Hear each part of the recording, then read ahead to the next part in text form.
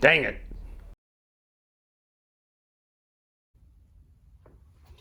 There's going to be a number of times when you're working on your car that you are going to be presented with a situation where you got to get a rubberized bushing out of a bore.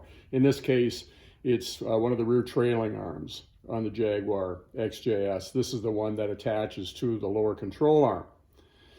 Now, years ago, before I was doing a lot of my own work, I had a high-level mechanic in the area actually replace some upper control arm bushings in my XJ40, which are very similar to this. And there was a torch involved to the point where this got burned out to the point where it could be knocked out with a hammer, and then the torch was used to cut the sleeve. Okay, that's one way of doing it, but I believe I have a better way. And what that involves is a vise and a drill, electric drill like this, this is a 1/4-inch drill bit. And this is a good opportunity to use one of those worthless DeWalt drill bits that you've got in your box that don't cut anything except rubber and plastic. And what you do then is you take the drill, and every 20 degrees or so, around the inside of the bushing, you drill all the way through. Now, the reason that this is catching is that this is the steel bushing on the inside has actually sort of a ball in the middle of it for whatever reason, and this is catching on it. So you see some filings coming up. Don't be concerned. It's either the shell, the outer shell of the bushing, or that metal part of the inner bushing.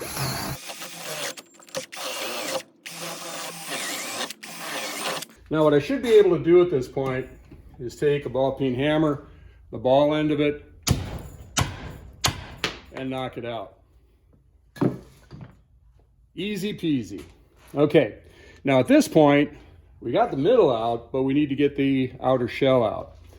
Now, usually in this cases, there is one side of the bushing that is pressed in a little bit farther than the other side. You've got sort of a groove between the outer shell of the bushing and the bushing on the control arm in this case.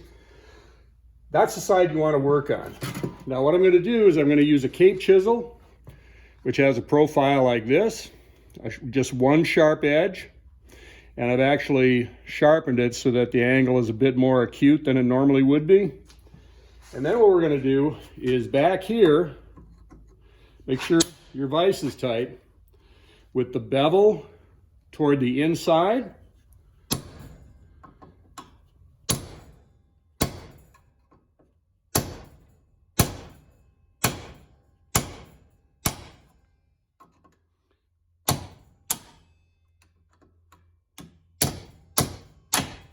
Incidentally, whenever you're using a chisel like this, particularly in this application where you're applying a lot of force, use a vise grip because, well, I think you can figure out why. Believe me, I know what I'm talking about.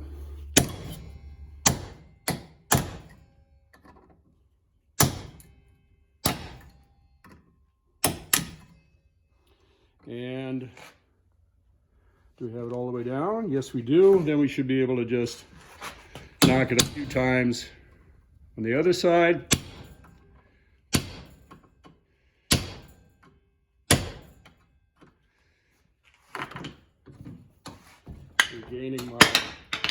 Regaining my hold on the part.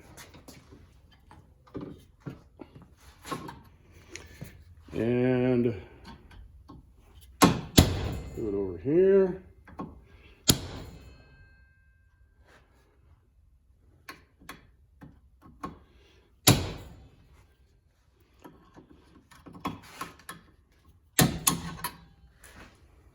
Yeah, I'm all the way through. This one's being a little tougher than they usually are, but you know what? Keep at it.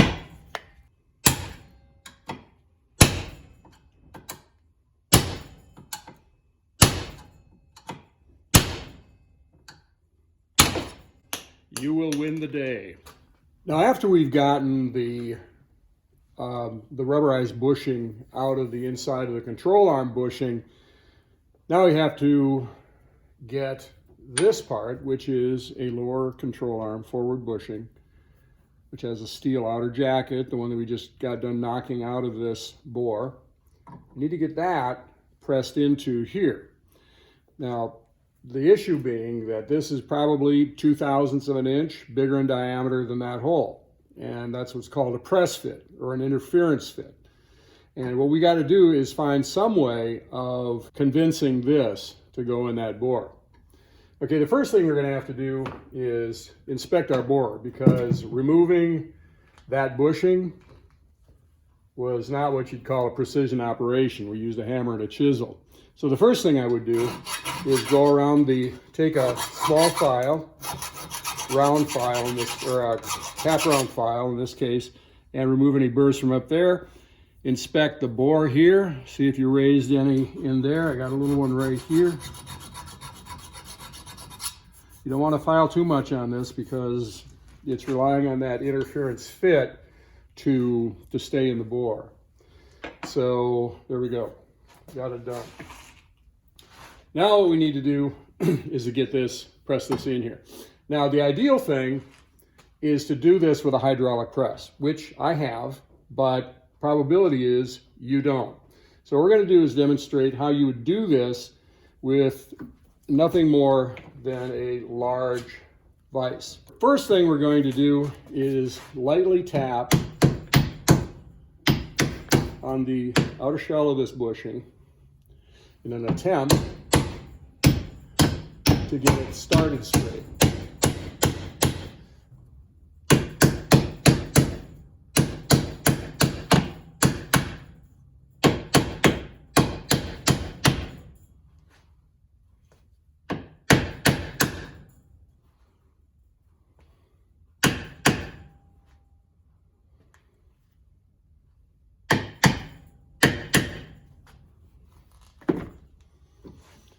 At this point, what we're going to do is we're going to open up our vise.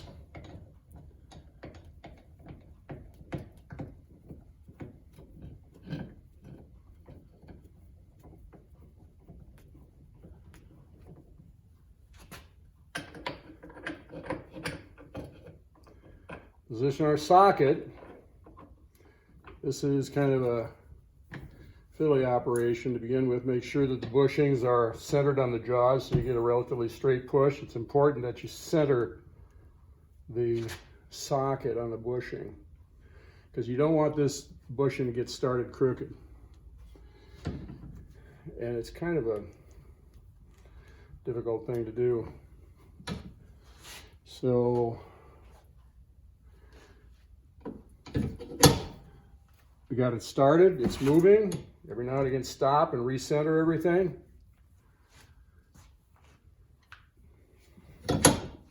And it's moving. Now, it goes pretty easy to begin with.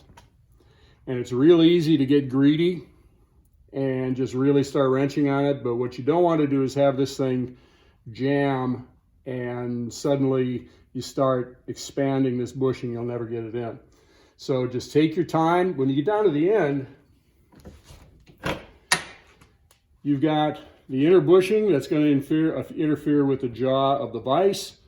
And if you keep going, what you can do is actually damage the bond between the inner bushing and the rubber.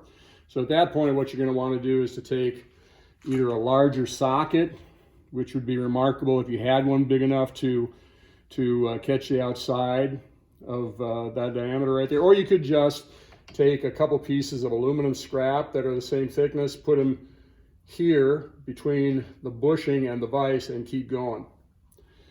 What I'm going to do at this point, because I really don't have the time to mess around with this a whole lot more, I'm going to take this over to my hydraulic press and put it in the rest of the way. There you have it, quick and easy. Glad I could help. Now let's take a look at the front bushing on the rear trailing arm.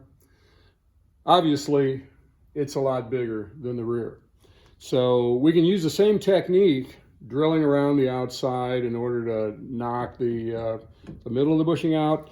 But as you can see, it's much heavier than the outer shell is much heavier than on the rear bushing.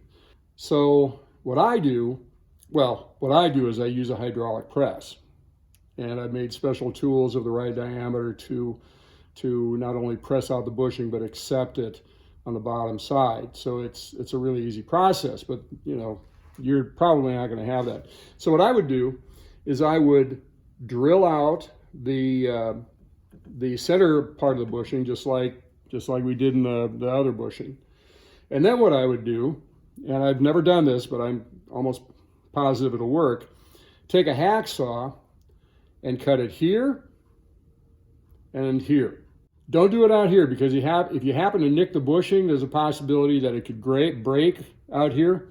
If you do it in here, it's supported by the weld to the remainder of the trailing arm. So cut it here and here, take your chisel, knock that out, and then the rest of it should come out pretty easy. Now, a bit of information regarding the trailing arm itself. This is a common rust point on the XJS. What happens is water, salty water, particularly in northern climes, gets in these holes that are all over the place on the control arm and sets in there and causes corrosion. So it's really important to inspect these for rust, and particularly, I believe up here is where they rust out most often. But inspect them for rust. And I suppose if you wanted to, if you've got a good set of control arms, you could actually take and put some sort of rust preventative preparation in through these holes after having closed everything down with tape and do the slosh thing to get it coated on the inside. I believe POR 15 would probably work pretty well for that. But it's worth taking a look at these things. Also, the part of the vehicle that this bushing fits up inside of, look at the part of the car where that mounts to.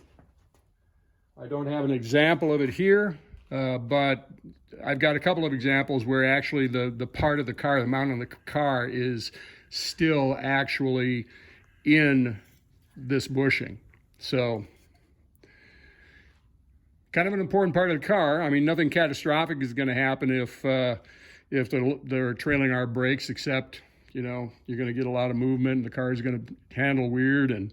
And I suppose if all the other mounts start breaking off, if you ignore this, then it could actually be a real issue. So that's all I have to say regarding rear trailing arms.